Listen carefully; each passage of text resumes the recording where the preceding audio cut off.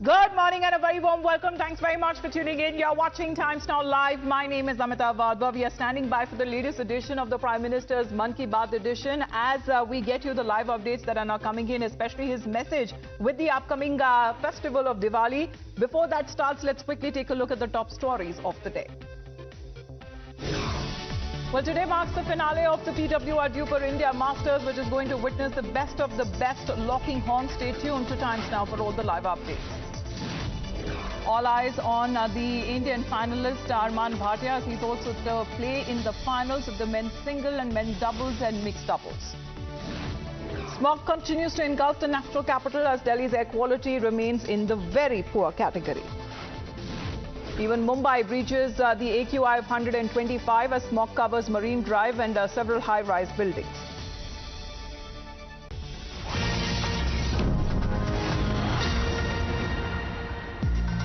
बड़ा प्रभाव पड़ा। मैं देश का पहला प्रधानमंत्री हूं जिसे इस पवित्र भूमि की मिट्टी को अपने मस्तक से लगाने का सौभाग्य मिला। उस क्षण मुझे न सिर्फ स्वतंत्रता संग्राम की शक्ति महसूस हुई, बल्कि इस धरती की शक्ति से जुड़ने का भी अवसर मिला। मुझे एहसास हुआ कि कैसे एक संकल्प को पूरा करने का साहस देश के करोड़ों लोगों का भाग्य बदल सकता है। साथियों, भारत में हर युग में कुछ चुनौतियां आई और हर युग में ऐसे असाधारण भारतवासी जन्मे जिन्होंने इन चुनौतियों का सामना किया। आज की मन की बात में मैं साहस और दूरदृष्टि रखने वाले ऐसे ही दो महानायकों की चर्चा करूंगा। इनकी 150वीं जन्म जयंती को देश ने मनाने का निश्चय किया है। 31 अक्टूबर से सरदार पटेल का 150वीं जन्म जयंती का वर्ष शुरू होगा। इसके बाद 15 नवंबर से भगवान बिरसा मुंडा का 150वां जन्म जयंती वर्ष शुरू होगा। इन दोनों महापुरुष ने अलग अलग चुनौतियां देखी, लेकिन दोनों का विजन एक था, देश की एकता। साथियों, बीते वर्षों में देश ने ऐसे महान नायक नायिकाओं की जन्म जयंतियों को नई ऊर्जा से मनाकर नई पीढ़ी को नई प्रेरणा दी है। आपको याद होगा, जब हमने महात्मा गांधी जी की 150वीं जन्म जयंती मनाई थी तो कितना कुछ खास हुआ था। न्यूयॉर्क के टाइम्स स्क्वायर से अफ्रीका के छोटे से गांव तक विश्व के लोगों ने भारत के सत्य और अहिंसा के संदेश को समझा, उसे फिर से जाना, उसे जिया।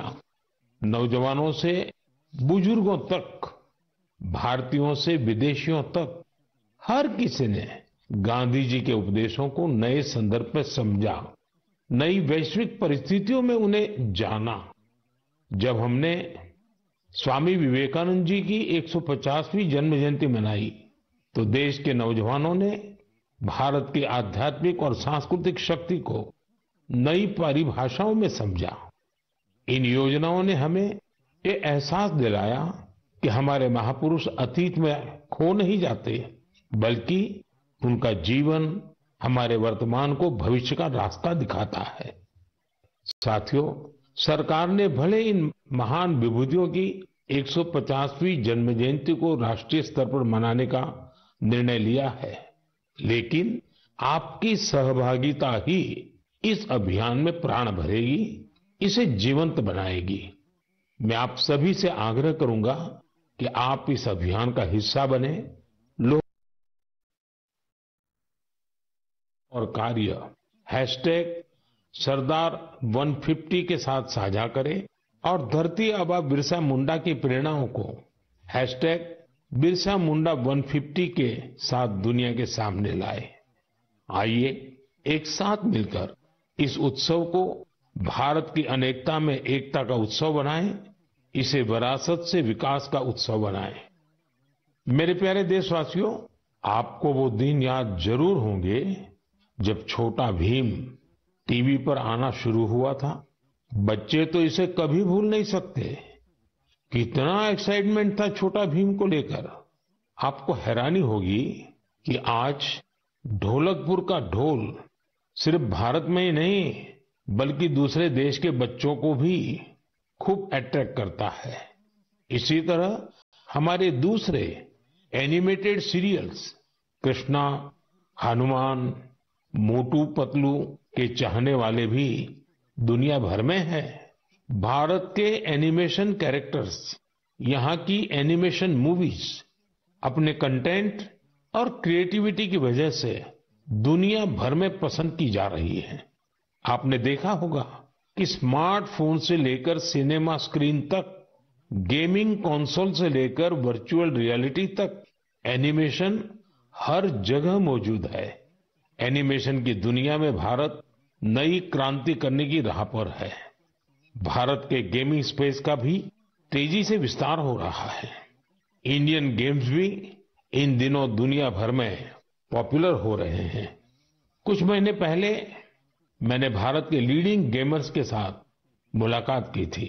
तब मुझे इंडियन गेम्स की अमेजिंग क्रिएटिविटी और क्वालिटी को जानने समझने का मौका मिला था।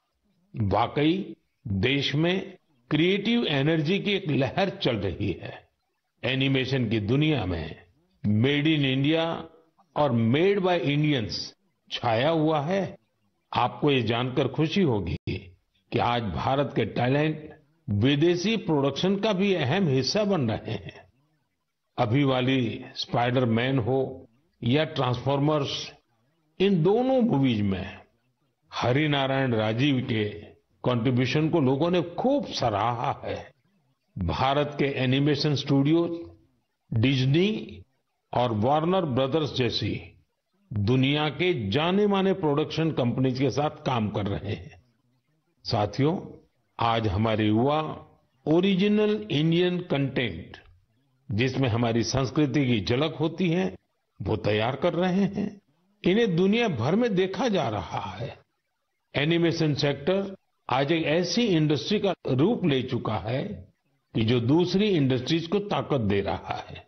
जैसे इन दिनों वीआर टूरिज्म बहुत फेमस हो रहा है। आप वर्चुअल टूर के माध्यम से अजंता की गुफाओं को देख सकते हैं, कोणार्क मंदिर के कॉरिडोर में टहल सकते हैं या फिर वाराणसी के घाटों का आनंद ले सकते हैं। ये सभी वीआर के क्रिएटर्स ने तैयार किए हैं। वीआर के माध्यम से इन जगहों को देखने के बाद कई लोग वास्तविकता में इन पर्यटन स्थलों का दौरा करना चाहते हैं। यानी टूरिस्ट डेस्टिनेशन का वर्चुअल टूर लोगों के मन में जिज्ञासा पैदा करने का माध्यम बन गया है। आज इस सेक्टर में एनिमेटर्स के साथ ही storytellers, writers, voice over experts, musicians, game developers, VR और एआर एक्सपर्ट्स, उनकी भी मांग लगातार बढ़ती जा रही है। इसलिए मैं भारत के युवाओं से कहूंगा, अपनी क्रिएटिविटी को विस्तार दे। क्या पता दुनिया का अगला सुपरहिट एनिमेशन आपके कंप्यूटर से निकले। अगला वायरल गेम आपका क्रिएशन हो सकता है। एजुकेशनल एनिमेशंस में आपका इनोवेशन बड़ी सफलता हासिल कर सकता है। इसी 28 अक्टूबर को यानी कल वर्ल्ड एनिमेशन डे भी मनाया जाएगा। आइए हम भारत को ग्लोबल एनिमेशन पावर हाउस बनाने का संकल्प लें। मेरे प्यारे देशवासियों, स्वामी विवेकानंद ने एक बार सफलता का मंत्र दिया था। उनका मंत्र था, कोई एक आइडिया लीजिए, उस एक आइडिया को अपनी जिंदगी बनाइए, उसे सोचिए, उसका सपना देखिए, उसे जीना शुरू करिए। आज आत्मनिर्भर भारत अभियान भी सफलता के इसी मंत्र पर चल रहा है। ये अभियान हमारी सामूहिक चेतना का हिस्सा बन गया है, लगातार पग पग पर हमारी प्रेरणा बन गया है। आत्मनिर्भरता हमारी पॉलिसी ही नहीं, हमारा पैशन बन गया है। बहुत साल नहीं हुए, सिर्फ 10 साल पहले की बात है। तब अगर कोई कहता था कि किसी कॉम्प्लेक्स टेक्नोलॉजी को भारत में विकसित करना है तो कई लोगों को विश्वास नहीं होता था, तो कई उपहास उड़ाते थे। लेकिन आज वही लोग देश की सफलता को देखकर अचंभे में रहते हैं। आत्मनिर्भर हो रहा भारत हर सेक्टर में कमाल कर रहा है। आप सोचिए, एक जमाने में मोबाइल फोन इंपोर्ट करने वाला भारत आज दुनिया का दूसरा सबसे बड़ा मैन्युफैक्चरर बन गया है। कभी दुनिया में सबसे ज्यादा डिफेंस इक्विपमेंट खरीदने वाला भारत आज 85 देशों को एक्सपोर्ट भी कर रहा है। स्पेस टेक्नोलॉजी में भारत आज चंद्रमा के साउथ पोल पर पहुंचने वाला पहला देश बना है। और एक बात तो मुझे सबसे ज्यादा अच्छी लगती है, वो ये है कि आत्मनिर्भरता का ये अभियान अब सिर्फ सरकारी अभियान नहीं है। अब आत्मनिर्भर भारत अभियान एक जन अभियान बन रहा है।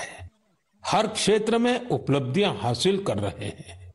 जैसे इसी महीने लद्दाख के हानले में हमने एशिया की सबसे बड़ी इमेजिंग टेलीस्कोप मैस का भी उद्घाटन किया है। ये 4300 मीटर की ऊंचाई पर स्थित है। जानते हैं इसकी भी खास बात क्या है? ये मेड इन इंडिया है। सोचिए, जिस स्थान पर -30 डिग्री की ठंड पड़ती हो, जहां ऑक्सीजन तक का अभाव हो, वहां हमारे वैज्ञानिकों और लोकल इंडस्ट्री ने वो कर दिखाया है जो एशिया के किसी देश ने नहीं किया। हानले का टेलीस्कोप भले ही दूर की दुनिया देख रहा हो, लेकिन ये हमें एक चीज और भी दिखा रहा है, और ये चीज है आत्मनिर्भर भारत का सामर्थ्य। साथियों, मैं चाहता हूं आप भी एक काम जरूर करें। आत्मनिर्भर होते भारत के ज्यादा से ज्यादा उदाहरण, ऐसे प्रयासों को शेयर करिए। आपने अपने पड़ोस में कौन सा नया इनोवेशन देखा? किस लोकल स्टार्टअप ने आपको सबसे ज्यादा इंप्रेस किया? हैशटैग आत्मनिर्भर इनोवेशन के साथ सोशल मीडिया पर ये जानकारियां लिखिए और आत्मनिर्भर भारत का उत्सव मनाइए। त्योहारों के इस मौसम में तो हम सब आत्मनिर्भर भारत के इस अभियान को और मजबूत करते हैं। हम वोकल फॉर लोकल के मंत्र के साथ अपनी खरीदारी करते हैं। ये नया भारत है जहां इम्पॉसिबल सिर्फ एक चैलेंज है, जहां मेक इन इंडिया अब मेक फॉर द वर्ल्ड बन गया है, जहां हर नागरिक इनोवेटर है, जहां हर चैलेंज एक अपॉर्चुनिटी है। हमें न सिर्फ भारत को आत्मनिर्भर बनाना है, बल्कि अपने देश को इनोवेशन के ग्लोबल पावर हाउस के रूप में मजबूत भी करना है। मेरे प्यारे देशवासियों, मैं आपको एक ऑडियो सुनाता हूं। हेलो सर, नमस्ते सर। नमस्ते सर बोलिए सर। देखिए, ये जो आपने FIR नंबर मुझे सेंड किया है, इस नंबर के खिलाफ 17 कंप्लेंट्स हमारे पास। आप ये नंबर यूज कर रहे हैं? मैंने नहीं यूज करता हूँ सर। अभी कहाँ से बात कर रहे हो? सर कर्नाटका सर, वो घर में हूँ सर। ओके, इसके लिए आप अपने स्टेट में रिकॉर्ड करवाइए ताकि ये नंबर ब्लॉक कर दिया जाए, फ्यूचर में आपको कोई प्रॉब्लम ना हो। ओके? Yes sir. अभी मैं आपको कनेक्ट कर रहा हूँ, ये आपका इन्वेस्टिगेशन ऑफिसर है। आप अपनी स्टेट में रिकॉर्ड करवाइए ताकि ये नंबर ब्लॉक कर दिया जाए। Okay? Yes sir, yes sir, yes sir. अब बताइएगा मैं किसके साथ बात कर रहा हूँ। अपना आधार कार्ड मुझे शो कीजिएगा वेरीफाई करने के लिए। बताइएगा सर, मेरे पास अभी नहीं है sir Aadhaar card sir, please sir. Phone आपके फोन में है? नहीं सर। फोन में आधार कार्ड की पिक्चर नहीं है आपके पास? नहीं सर। नंबर याद है आपको? सर नहीं है सर, नंबर भी याद नहीं है सर। हमने सिर्फ वेरीफाई करना है। ओके? वेरीफाई करने के लिए नहीं सर। आप डरिए ना, डरिए ना। अगर आपने कुछ नहीं किया तो आप डरिए ना। हाँ सर, हाँ सर। अगर आपके पास आधार कार्ड है तो मुझे दिखा दीजिए वेरीफाई करने। नहीं सर, नहीं सर, मैं गांव को आया था सर, घर में है सर। Okay, coming. जय हिंद। इस व्यक्ति के वन साइड वीडियो का रिकॉर्ड करो as per the protocol. Okay? ये ऑडियो सिर्फ जानकारी के लिए नहीं, ये कोई मनोरंजन वाला ऑडियो नहीं है। एक गहरी चिंता को लेकर के ऑडियो आया है। आपने अभी जो बातचीत सुनी वो डिजिटल अरेस्ट के फरेब की है। ये बातचीत एक पीड़ित और फ्रॉड करने वाले के बीच हुई है।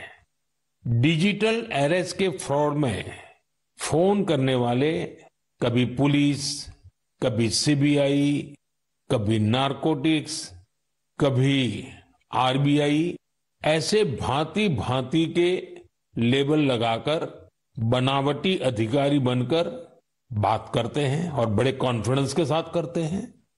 मुझे मन की बात के बहुत से श्रोताओं ने कहा कि इसकी चर्चा जरूर करनी चाहिए। आइए मैं आपको बताता हूं ये फ्रॉड करने वाली गैंग काम कैसे करती है, ये खतरनाक खेल क्या है। आपको भी समझना बहुत जरूरी है, औरों को भी समझाना उतना ही आवश्यक है। पहला दाव आपकी व्यक्तिगत जानकारी, वो सब जुटा करके रखते हैं। आप पिछले महीने गोवा गए थे, है ना? आपकी बेटी दिल्ली में पढ़ती है ना? वे आपके बारे में इतनी जानकारी जुटा कर रखते हैं कि आप दंग रह जाएंगे। दूसरा दाव, वहां का माहौल पैदा करो।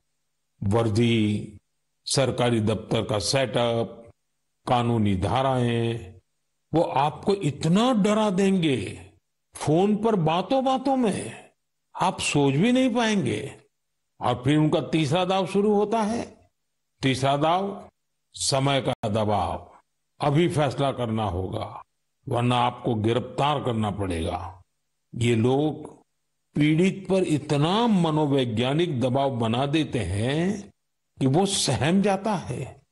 डिजिटल अरेस्ट के शिकार होने वालों में हर वर्ग, हर उम्र के लोग हैं। लोगों ने डर की वजह से अपनी मेहनत से कमाए हुए लाखों रुपए गंवा दिए हैं। कभी भी आपको इस तरह का कोई कॉल आए तो आपको डरना नहीं है। आपको पता होना चाहिए कोई भी जांच एजेंसी फोन कॉल या वीडियो कॉल पर इस तरह पूछताछ कभी भी नहीं करती। मैं आपको डिजिटल सुरक्षा के 3 चरण बताता हूं। ये 3 चरण है, रुको, सोचो, एक्शन लो। कॉल आते ही रुको, घबराए नहीं, शांत रहे, जल्दबाजी में कोई कदम न उठाएं, किसी को अपनी व्यक्तिगत जानकारी न दें। संभव हो तो स्क्रीनशॉट लें और रिकॉर्डिंग जरूर करें। इसके बाद आता है दूसरा चरण। पहला चरण था रुको, दूसरा चरण है सोचो। कोई भी सरकारी एजेंसी फोन पर ऐसे धमकी नहीं देती, न ही वीडियो कॉल पर पूछताछ करती है, न ही ऐसे पैसा की मांग करती है। अगर डर लगे तो समझिए कुछ गड़बड़ है। और पहला चरण, दूसरा चरण और अब मैं कहता हूं तीसरा चरण। पहले चरण में मैंने कहा रुको, दूसरे चरण में मैंने कहा सोचो और तीसरा चरण कहता हूं एक्शन लो। राष्ट्रीय साइबर हेल्पलाइन 1930 डायल करें, cybercrime.gov.in पर रिपोर्ट करें, परिवार और पुलिस को सूचित करें, सबूत सुरक्षित रखें। रुको, बाद में सोचो और फिर एक्शन लो। ये 3 चरण आपकी डिजिटल सुरक्षा का रक्षक बनेंगे। साथियों, मैं फिर कहूंगा, डिजिटल अरेस्ट जैसी कोई व्यवस्था कानून में नहीं है। ये सिर्फ फ्रॉड है, फरेब है, झूठ है, बदमाशों का गिरोह है। और जो लोग ऐसा कर रहे हैं वो समाज के दुश्मन है। डिजिटल अरेस्ट के नाम पर जो फरेब चल रहा है उससे निपटने के लिए तमाम जांच एजेंसियां राज्य सरकारों के साथ मिलकर काम कर रही है। इन एजेंसियों में तालमेल बनाने के लिए नेशनल साइबर कोऑर्डिनेशन सेंटर की स्थापना की गई है। एजेंसियों की तरफ से ऐसे फ्रॉड करने वाली हजारों वीडियो कॉलिंग आईडी को ब्लॉक किया गया है। लाखों सिम कार्ड, मोबाइल फोन और बैंक अकाउंट्स को भी ब्लॉक किया गया है। एजेंसियां अपना काम कर रही है, लेकिन डिजिटल अरेस्ट के नाम पर हो रहे स्कैम से बचने के लिए बहुत जरूरी है हर किसी की जागरूकता, हर नागरिक की जागरूकता। जो लोग भी इस तरह के साइबर फ्रॉड का शिकार होते हैं, उन्हें ज्यादा से ज्यादा लोगों को इसके बारे में बताना चाहिए। आप जागरूकता के लिए हैशटैग सेफ डिजिटल इंडिया का प्रयोग कर सकते हैं। मैं स्कूलों और कॉलेजों को भी कहूंगा कि साइबर स्कैम के खिलाफ मुहिम में छात्रों को भी जोड़े। समाज में सबके प्रयासों से ही हम इस चुनौती का मुकाबला कर सकते हैं। मेरे प्यारे देशवासियों, हमारे बहुत सारे स्कूली बच्चे कैलीग्राफी यानी सुलेख में काफी दिलचस्पी रखते हैं। इसके जरिए हमारी लिखावट साफ, सुंदर और आकर्षक बनी रहती है।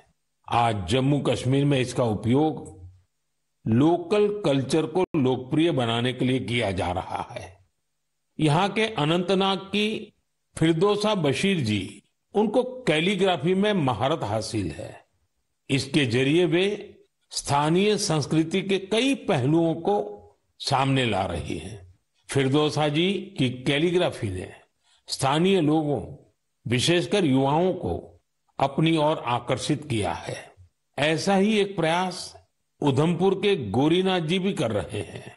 एक सदी से भी अधिक पुरानी सारंगी के जरिए वे डोगरा संस्कृति और विरासत के विभिन्न रूपों को सहेजने में जुटे हैं। सारंगी की धुनों के साथ वे अपनी संस्कृति से जुड़ी प्राचीन कहानियां और ऐतिहासिक घटनाओं को दिलचस्प तरीके से बताते हैं। देश के अलग अलग हिस्सों में भी आपको ऐसे कई असाधारण लोग मिल जाएंगे जो सांस्कृतिक विरासत के संरक्षण के लिए आगे आए हैं। डी वैकुंठम करीब 50 साल से चेरियाल फोक आर्ट को लोकप्रिय बनाने में जुटे हैं। तेलंगाना से जुड़ी इस कला को आगे बढ़ाने का उनका यह प्रयास अद्भुत है। चेरियाल पेंटिंग्स को तैयार करने की प्रक्रिया बहुत ही यूनिक है। यह एक स्क्रोल के स्वरूप में कहानियों को सामने लाती है। इसमें हमारी हिस्ट्री और माइथोलॉजी की पूरी झलक मिलती है। छत्तीसगढ़ में नारायणपुर के बुटलू राम माथरा जी अबुझ माड़िया जनजाति की लोक कला को संरक्षित करने में जुटे हुए हैं। पिछले 4 दशकों से वे अपने इस मिशन में लगे हुए हैं। उनकी ये कला बेटी बचाओ, बेटी पढ़ाओ और स्वच्छ भारत जैसे अभियान से लोगों को जोड़ने में भी बहुत कारगर रही है। साथियों, अभी हम बात कर रहे थे कैसे कश्मीर की वादियों से लेकर छत्तीसगढ़ के जंगलों तक हमारी कला और संस्कृति नए नए रंग बिखेर रही है। लेकिन यह बात यही खत्म नहीं होती। हमारी इन कलाओं की खुशबू दूर दूर तक फैल रही है। दुनिया के अलग अलग देशों में लोग भारतीय कला और संस्कृति से मंत्र मुग्ध हो रहे हैं। जब मैं आपको उधमपुर में गूंजती सारंगी की बात बता रहा था, तब मुझे याद आया कि कैसे हजारों मील दूर रूस के शहर याकुत्स्क में भी भारतीय कला की मधुर धुन गूंज रही है। कल्पना कीजिए, सर्दी का एक आध दिन, -65 डिग्री तापमान, चारों तरफ बर्फ की सफेद चादर और वहां एक थिएटर में दर्शक मंत्र मुग्ध होकर देख रहे हैं कालिदास की अभिज्ञान शाकुंतलम।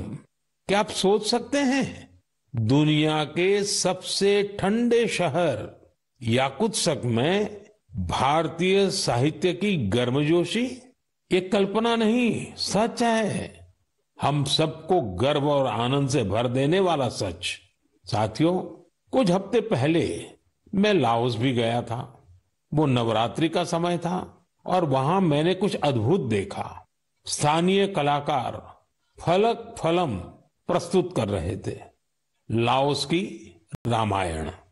उनकी आंखों में वही भक्ति, उनके स्वर में वही समर्पण जो रामायण के प्रति हमारे मन में है। इसी तरह कुवैत में श्री अब्दुल्ला अल बारून ने रामायण और महाभारत का अरबी में अनुवाद किया है।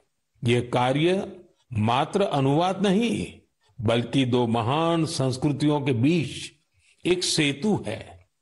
उनका यह प्रयास अरब जगत में भारतीय साहित्य की नई समझ विकसित कर रहा है। पेरू से एक और प्रेरक उदाहरण है एर्लिंदा गार्सिया। वहां के युवाओं को भारत नाट्यम सिखा रही है और मारिया वाल्देस ओडिसी नृत्य का प्रशिक्षण दे रही है। इन कलाओं से प्रभावित होकर दक्षिण अमेरिका के कई देशों में भारतीय शास्त्रीय नृत्य की धूम मची हुई है। साथियों, विदेशी धरती पर भारत के ये उदाहरण दर्शाते हैं कि भारतीय संस्कृति की शक्ति कितनी अद्भुत है। ये लगातार विश्व को अपनी ओर आकर्षित कर रही है। जहां जहां कला है वहां वहां भारत है, जहां जहां संस्कृति है वहां वहां भारत है। आज दुनिया भर के लोग भारत को जानना चाहते हैं, भारत के लोगों को जानना चाहते हैं। इसलिए आप सभी से एक अनुरोध भी है, अपने आसपास ऐसी सांस्कृतिक पहल को #कल्चरल ब्रिजेस के साथ साझा कीजिए। मन की बात में हम ऐसे उदाहरण पर आगे भी चर्चा करेंगे। मेरे प्यारे देशवासियों, देश के बड़े हिस्से में ठंड का मौसम शुरू हो गया है, लेकिन फिटनेस का पैशन, फिट इंडिया की स्पिरिट, इसे किसी भी मौसम से फर्क नहीं पड़ता। जिसे फिट रहने की आदत होती है वो सर्दी, गर्मी, बरसात कुछ भी नहीं देखता। मुझे खुशी है कि भारत में अब लोग फिटनेस को लेकर बहुत ज्यादा जागरूक हो रहे हैं। आप भी देख रहे होंगे कि आपके आसपास के पार्कों में लोगों की संख्या बढ़ रही है। पार्क में टहलते बुजुर्गों, नौजवानों और योग करते परिवारों को देखकर मुझे अच्छा लगता है। मुझे याद है जब मैं योग दिवस पर श्रीनगर में था, बारिश के बावजूद भी कितने ही लोग योग के लिए जुटे थे। अभी कुछ दिन पहले श्रीनगर में जो मैराथन हुई, उसमें भी मुझे फिट रहने का यही उत्साह दिखाई दिया। फिट इंडिया की ये भावना अब एक मास मूवमेंट बन रही है। साथियों, मुझे ये देखकर भी अच्छा लगता है कि हमारे स्कूल्स बच्चों की फिटनेस पर अब और ज्यादा ध्यान दे रहे हैं। फिट इंडिया स्कूल आवर्स भी एक अनोखी पहल है। स्कूल्स अपने फर्स्ट पीरियड का इस्तेमाल अलग अलग फिटनेस एक्टिविटीज के लिए कर रहे हैं। कितने ही स्कूलों में किसी दिन बच्चों को योग करवाया जाता है, कभी किसी दिन एरोबिक्स के सेशन होते हैं, तो एक दिन स्पोर्ट्स स्किल पर काम किया जाता है, किसी दिन खो खो और कबड्डी जैसे पारंपरिक खेल खिलाए जा रहे हैं और इसका असर भी बहुत शानदार है। अटेंडेंस अच्छी हो रही है, बच्चों का कंसंट्रेशन बढ़ रहा है और बच्चों को मजा भी आ रहा है। साथियों, मैं वेलनेस की ऊर्जा हर जगह देख रहा हूं। मन की बात के भी बहुत से श्रोताओं ने मुझे अपने अनुभव भेजे हैं। कुछ लोग तो बहुत ही रोचक प्रयोग कर रहे हैं। जैसे एक उदाहरण है फैमिली फिटनेस आवर का, यानी एक परिवार हर वीकेंड 1 घंटा फैमिली फिटनेस एक्टिविटी के लिए दे रहा है। एक और उदाहरण इंडिजीनियस गेम्स रिवाइवल का है, यानी कुछ परिवार अपने बच्चों को ट्रेडिशनल गेम सिखा रहे हैं, खिला रहे हैं। आप भी अपनी फिटनेस रूटीन के एक्सपीरियंस #फिट इंडिया के नाम सोशल मीडिया पर जरूर शेयर कीजिए। मैं देश के लोगों को एक जरूरी जानकारी भी देना चाहता हूं। इस बार 31 अक्टूबर को सरदार पटेल जी की जयंती के दिन ही दीपावली का पर्व भी है। हम हर साल 31 अक्टूबर को राष्ट्रीय एकता दिवस पर रन फॉर यूनिटी का आयोजन करते हैं। दीपावली की वजह 29 अक्टूबर यानी मंगलवार को रन फॉर यूनिटी का आयोजन किया जाएगा। मेरा आग्रह है ज्यादा से ज्यादा संख्या में इसमें हिस्सा लीजिए। देश की एकता के मंत्र के साथ ही फिटनेस के मंत्र को भी हर तरफ फैलाइए। मेरे प्यारे देशवासियों, मन की बात में इस बार इतना ही। आप अपने फीडबैक जरूर भेजते रहें। ये त्योहारों का समय है। मन की बात के श्रोताओं को धनतेरस, दिवाली, छठ पूजा, गुरु नानक जयंती और सभी पर्वों की बहुत बहुत शुभकामनाएं। आप सभी पूरे उत्साह के साथ त्योहार मनाएं। वोकल फॉर लोकल का मंत्र याद रखें। कोशिश करें कि त्योहारों के दौरान आपके घर में स्थानीय दुकानदारों से खरीदा गया सामान जरूर आए। एक बार फिर आप सभी को आने वाले पर्वों की बहुत बहुत बधाई। धन्यवाद।